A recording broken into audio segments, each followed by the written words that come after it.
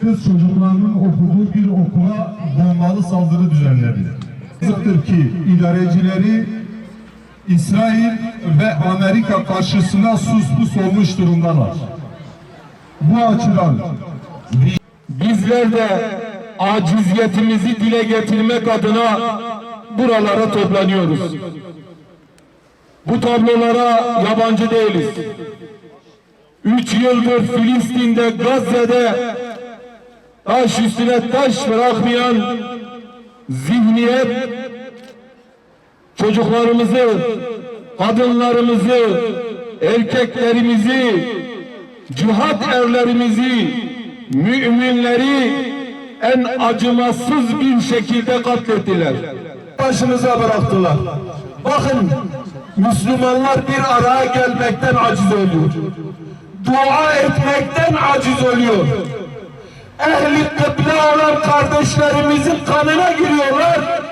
Ne hikmetse bizim kanımıza dokunuyor. Farklılıklarımızı ortaya koyma günü değildir. Biz ne zaman bu zillete düştük? Biz ne zaman batıdan medet umduk? Biz ne zaman Amerika'yı kurtarıcı olarak gördük? Biz zilleti kabul etmediğimiz için buralardayız. Sakın üzülmeyin. Sakın gevşemeyin. Lanetullah! Siyonist lanetullah! Tekbir! Allahu Ekber! Tekbir! Allahu Ekber! Allahu Ekber! Muhammed Ekber! Barbarca katliamlar gerçekleştirmektedir. Dün Afganistan'da gerçekleştirdikleri katliamlarını Irak'ta devam ettirdiler. Libya'da, Yemen'de taş üstünde taş bırakmadılar. Milyonlarca Müslümanı katlettiler.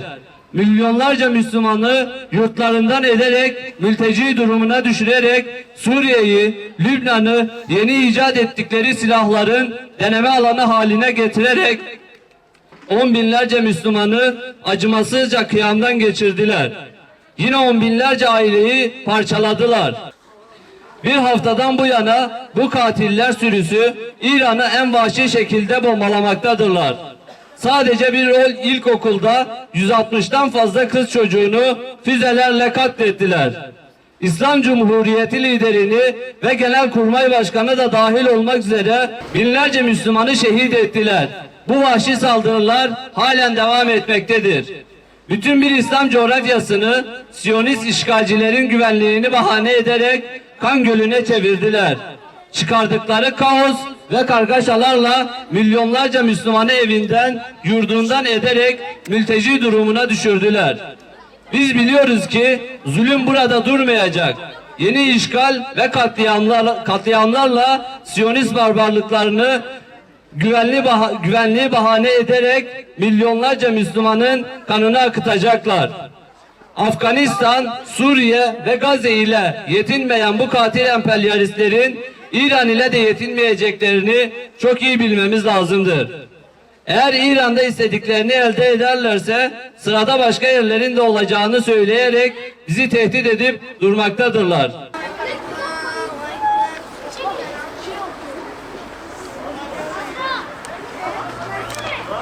Allahu Ekber! Allahu Ekber! Selamun Aleyküm ve Rahmetullah. Selamun Aleyküm ve Rahmetullah.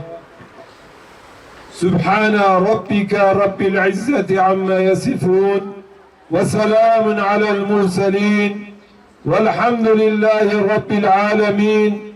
İlâ ruhi nebiyyina sallallahu aleyhi ve sellem ve ilâ ruhi şehadâil İslam. El Fatiha.